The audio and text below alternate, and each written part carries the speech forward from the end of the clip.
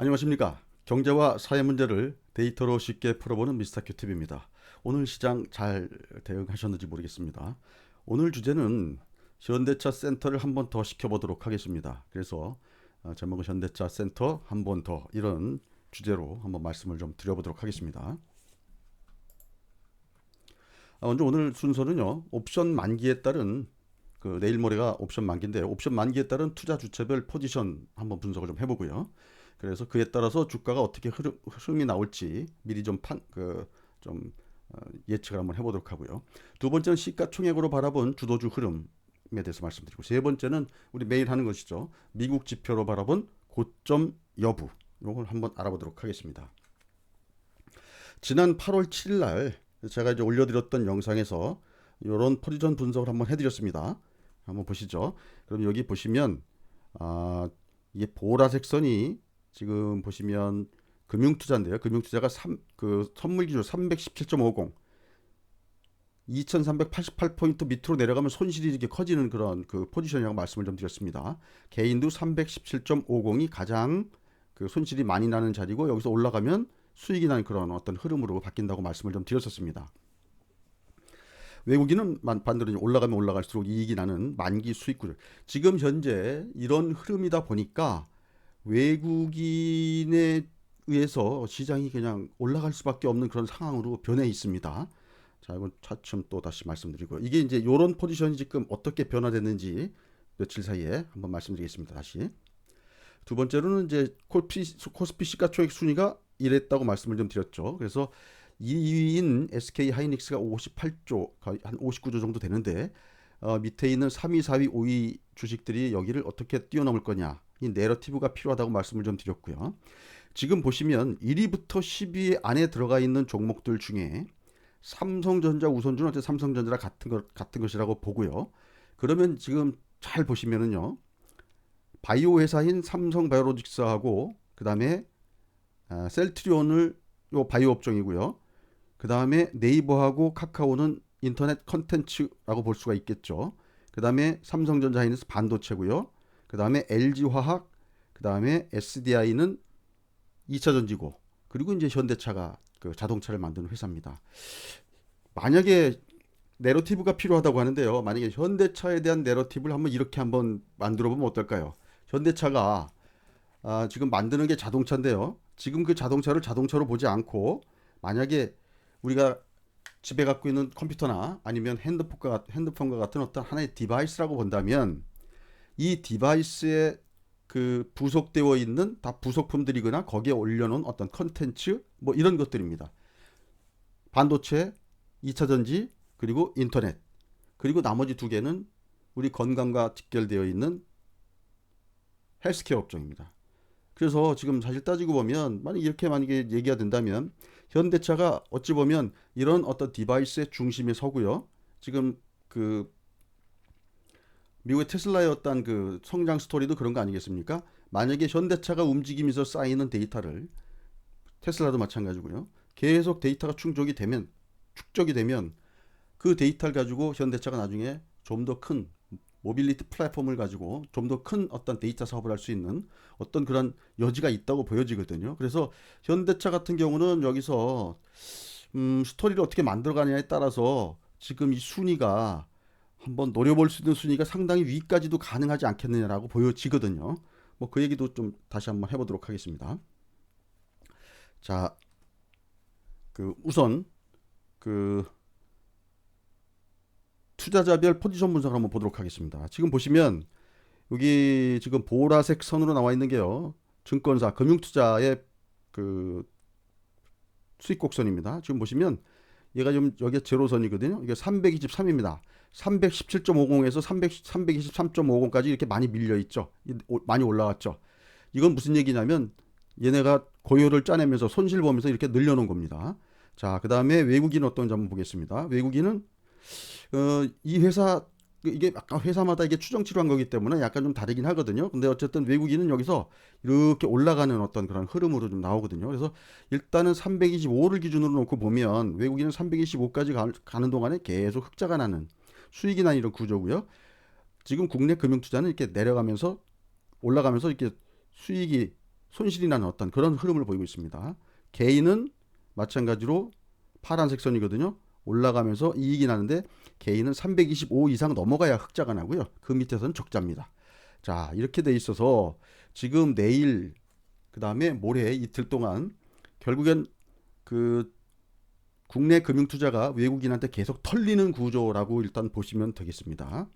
자, 다음에 시가총액 한번 보실까요? 시가총액이 이게 지금 오늘 종가 기준입니다. 삼성전자가 지금 삼성전자는 제끼고 SK가 59조고요. 나머지가 53, 53, 51조고 여기 보시면 현대차가 31조였었죠. 여기 38조로 지금 올라왔습니다. 이틀 만에. 그래서 지금 얘가 과연 얘들하고 같이 어깨를 견줄 수 있느냐. 이게 스토리를 잘 짜서 얘가 얘를 제낄 수 있느냐. 이런 부분들을 한번 좀 생각을 해봐야 된다는 것이죠. 뭐 너무 무리가 가는 얘기일 수는 있을 수 있는데요. 이게 뭐 불가능한 얘기는 또 아니니까요. 한번 이런 측면도 한번 고려해 보실 필요가 있습니다. 오늘 보시면 LG화학이 5.23, 5.28% 올랐고요. 삼성바이오로직스가 4.28% 올라서 둘이 공이 53조를 만들어 놨습니다. 다음에는 그 옵션인데요. 아까 말씀드린 대로 국내 기관이 지금 오늘 보면 콜 옵션을요 168억을 샀고 외국인이 260억을 팔았습니다. 그러니까 외국인이 결국에는 팔아주는 거죠. 얘들이 계속 그 옵션을 사야 되기 때문에 콜 옵션을 사서 아까 보시는 것처럼 그 손실나는 구간을 더 멀리 좀 밀어놔야 되기 때문에 계속 얘들이 이런 흐름을 보이면 얘들은 계속 팔아주는 겁니다. 얘들은 이거 다 먹은 돈이거든요. 그래서 지금 얘들은 손실나고 얘들은 팔면서 수익을 챙기는 그런 구조라고 보시면 되겠습니다. 오늘도 보시면 빨간 선이 외국인인데요. 외국인은 장중 계속 팔았고요. 얘들은 계속 샀습니다. 물론 이제 이 과정에서 지금 보시면 선물 지수는 이런 식으로 계속 상승한 그런 흐름을 보였었습니다. 자, 그래서 뭐 요 정도까지 그 좀 보셨고요. 그 다음에는 다시 이제 섹터별 시가총액으로 돌아와서 국내 시장으로 돌아와서 보시면 IT 업종 말씀을 드렸죠. 요 두 개. 그 다음에 모빌리티 업종의 현대차가 요 금요일만 해도 31조였습니다. 자, 2차 전지는 요 두 개 업종 있고요. 두 개 회사가 있고 그 밑으로 쭉 이런 회사 달려 있는데 위에 LG화학하고 삼성 SDI가 월요일 날 조정받으니까 다 못 가는 그런 구조죠. 지금 얘들도 여기서 막혀 있습니다. LG화학이 빠졌다 다시 올라왔기 때문에 그렇지 53조 그대로 있거든요. 그래서 지금 막혀 있는 그런 상황이라고 보여지고요. 그다음에 인터넷 업종도 얘들이 지금 막혀 있는 상황입니다. 그래서 제가 말씀드린 게 얘네하고 협업하고 있는 미래에셋대우나 카카오하고 협업하고 있는 한국금융지주를 한번 관심 있게 봐야 된다고 말씀 좀 드렸었습니다. 그다음에 바이오 업종도 삼성바이오로직스가 오늘 올라서 53조인데요. 어쨌든 얘들이 지금 막혀 있다면 그 밑에 것들을 보자라고 말씀을 좀 드렸었습니다. 모빌리티 업종, 저건 이제 제가 오늘 거 38조 원으로 바꿔놨습니다. 그 다음에 얘하고 밸류체인상 현대모비스, 기아차 이런 것들이 뭐 같이 움직인다고 보면 될 것 같고요. 그리고 얘네의 어떤 그 또 수소 밸류체인으로 보면 뭐 그 또 뭐죠, 저 재생에너지 쪽, 그 태양광 쪽으로는 하나솔루션, 풍력으로는 이런 쪽, 그 다음에 그 용기 그 수소 용기 소재인 효성 첨단 소재 뭐 이런 식으로 일단 그 볼 수가 있고요. 그래서 말씀드렸던 게 시가총액 2위가 굉장히 복잡하다. 그래서 SK 하이닉스가 만약에 올라가지 못한다 그러면 이런 종목들이 개별적으로 움직일 수 있겠다라고 했는데 에이스테크는 많이 움직였었죠. 동진세미캠 못 움직였고요. 그 다음에 이제 LG화학, 네이버, 그 다음에 삼성바이오로직스가 굉장히 좀 복잡한 상황이다. 논리 개발이 필요하다라고 말씀을 좀 드렸었죠.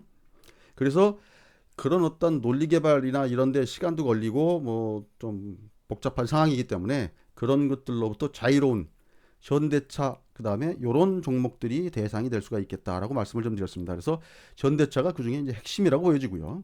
그 다음에 뭐 이제 그 바이오 쪽도 지금 종목이 얘기될 수가 있고요. 그 다음에 말씀드린 대로 한국 금융지주도 좀 핵심이 되는 그런 주식이라고 말씀드릴 수 있겠습니다. 그래서 제가 현대차가 센터라고 말씀드렸는데요. 오늘 현대차 센터를 한 번 더 좀 기회를 주자라고 이제 말씀을 좀 드리는 겁니다. 현대차는 성장주하고 가치주의 중간지대에 있는 주식이라고 말씀드렸죠. 그래서 성장주 쪽으로 붙으면 다른 종목들을 성장 쪽으로 이렇게 끌고 갈 수가 있고요. 가치주 쪽으로 붙으면 이런 가치주 중에서 뭐 경기 민감 소재주나 아니면 금융주나 이런 가치주 중에서 또 그 성장 쪽으로 이렇게 끌고 올 수 있는 그런 그 스토리가 가능한 그런 종목들은 그 발굴해서 끌고 갈 수 있다는 그런 얘기가 되겠습니다. 이런 종목들은 뒤늦게 시장에 들어오는 분들한테 어떻게 보면 그 참여할 수 있는 어떤 기회나 명분을 주는 그런 종목이라고 말씀을 좀 드렸었습니다. 그래서 지금 뉴트로 종목들도 지금 그 지속적으로 시장에서 발굴 중인데요. 이게 뭐 하루 올랐다고 해서 이게 갈 수 있는 건 아닌 것 같고요. 그 성장 스토리가 시장에서 평가를 받아야 됩니다. 예를 들면 오늘 한국전력 같은 경우도 해외 진출 관련된 그런 성장 스토리로 지금 일단 그 했는데 이게 이제 시장에서 과연 그 모든 사람들이 아 그렇다라고 인정을 해주는지 이게 검증이 필요하다는 거죠. 이거 마치 뭐하고 똑같으냐면 옛날에 전에 어, 음식료나 화장품 종목들이 전형적인 내수주였는데 이런 것들이 중국이나 동남아 쪽에서 물건이 팔리기 시작하면서 이게 갑자기 어떻게 보면 영역이 넓어진 거죠. 하나의 이제 그 틀을 벗어났기 때문에 성장주로 이제 그 당시에 이제 인식을 해서 큰 폭의 상승이 나왔던 그런 상황이 있었습니다. 과연 한국전력도 그런 관점으로 봐줄 수 있는지 시장에서 평가가 필요하겠죠. 그다음 이마트 같은 경우도 미국에서 지금 아마존 대비 월마트가 굉장히 선전을 하고 있는데요. 그러면 이마트도 미국의 월마트처럼 한국의 월마트가 될 수 있느냐 이런 관점으로 지금 계속 얘기가 되고 있는 것들이죠. 어저께 움직일 때 보니까 월요일 날 움직이는데 신선식품 가격이 상승해서 올랐다라고 얘기하시는 분들이 있는데 그건 이제 껄껄껄 웃고 넘어가야 됩니다. 지금 파는 그런 판이 아닙니다. 지금 시장 판은 그런 뭐 신선식품 가격이 오르고 내리고 이런 것 가지고 주가가 올라갈 수 있는 그런 판이 아닌 것 같고요. 일단 이런 큰 그림을 그려서 이런 성장 스토리를 그려놓고 이게 시장에서 그 투자자들이 인정을 해주느냐 안 해주느냐 저 이런 스토리 갖고 있는데요 한번 인정해 주시겠습니까 하고 얘들이 그 오디션을 보는 겁니다. 금융주도 마찬가지입니다. 은행 같은 경우도 과연 이제 카카오뱅크하고 그 경쟁하면서 그들을 어떤 꺾을 수 있는 어떤 대비책이 있는지 없는지 이런 것들 한번 점검을 해봐야 되고요. 특히 이제 증권 같은 경우 그 예를 들어서 네이버하고 같이 협업하고 있는 미래에셋대우라든지 카카오하고 협업하고 있는 한국금융주주 같은 경우 말이 되겠죠. 그래서 이런 종목들은 또 왜냐하면 은행하고 또 그 같이 경쟁할 수 있는 구도로 가져갈 수도 있습니다. 그래서 물론 이제 지금 금융회사들이 그 지금 각종 펀드들 환매 중단 노이즈가 지금 현재 존재하고 있지만 그런 것들이 시장의 어떤 그 방향을 바꾸는 시그널이라고 보진 않기 때문에 일단 그런 노이즈는 일단 뭐랄까 그 염두에 두시고요. 그리고 이런 종목들이 과연 시장에서 투자자들로부터 제대로 평가를 받게 되는지 그리고 이게 진짜 뉴트로 종목으로 갈 수 있는지 현대차와 같이 그런 것들을 한번 그 점검해 보실 필요가 있다는 겁니다. 거기서 만약에 그 투자자들의 평가를 제대로 받게 되면 이런 것들은 워낙 밸류가 낮기 때문에 한번 붙었다 그러면 이거는 뭐 굉장히 그 빠른 시세가 나올 수 있는 어떤 그런 여건이 된다고 보여집니다. 다음은 이제 그 미국 시장에서 혹시 뭐 그 고점을 찍어가지고 우리가 뒤통수 맞는 일은 없을지 한번 점검을 좀 해보도록 하겠습니다.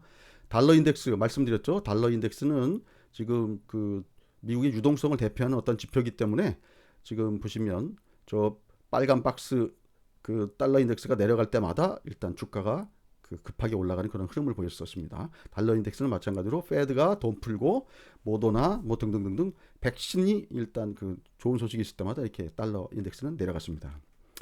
자, 빨간 박스 쳐놓은 데처럼 달러 인덱스가 내려갈 때 얘들은 역외상관관계니까요. 일단 주가는 이런 식으로 급하게 올라가는 그런 흐름을 보였었습니다.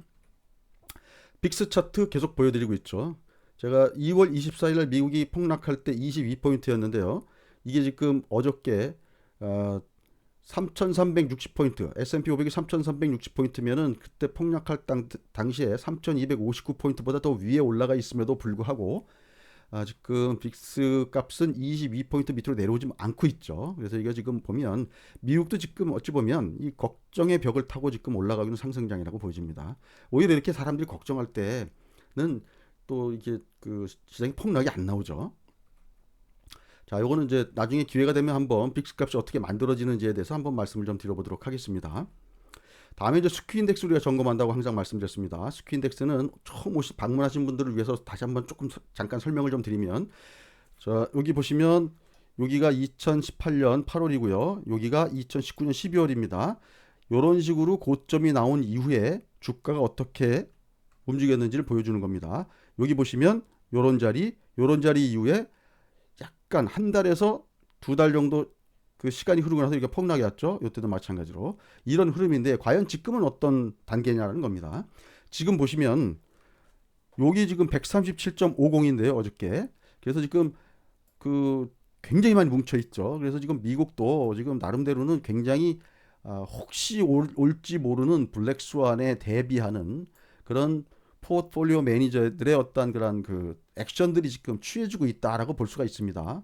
근데 항상 우리가 설명하지만 이런 식으로 준비를 하고 있을 때는 안 나오고 항상 어떨 때 오냐면 이런 식으로 쭉 내려와서 모든 사람들이 대비를 안 하고 있을 때 항상 그 위기가 오는 그런 경향이 있습니다. 그래서 요거 가지고는 지금 아직까지는 내일부터 바로 위기다라고 말씀드리긴 좀 어려운 상황입니다. 자, 요 그림은 2018년 8월 달에 고점이 나오고 일봉으로 보여드리는 겁니다. 주가가 이런 식으로 오히려 더 올라갔다가 빠졌다는 말씀 드리는 거고요. 요때도 마찬가지입니다. 이런 흐름이 나오고 약 한 두 달 가까이 상승을 하다가 폭락을 했던 그런 그림을 보여드리는 겁니다. 자, 풋콜 레이저입니다. 아직까지도 0.67이니까 풋 나누기 콜입니다. 그래서 아직은 콜 거래가 더 많은 그런 흐름을 보여주고 있고요.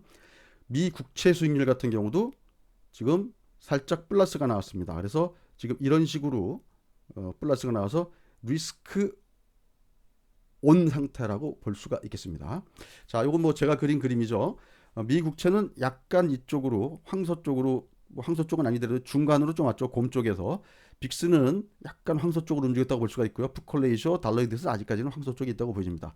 빅스는 항상 말씀드리지만 한쪽 다리 이쪽에 걸쳐놓고 중간에서 왔다 갔다 하고 있죠. 그래서 전체적으로 보면 약간은 황소 쪽으로 기운 상황이기 때문에 지금 미국 시장은 관성에 의해서 움직이던 방향으로 계속 움직이고 있다. 이 방향을 지금 그 돌려놓는 어떤 시그널이 아직 안 나왔다. 이렇게 말씀드릴 수 있겠습니다.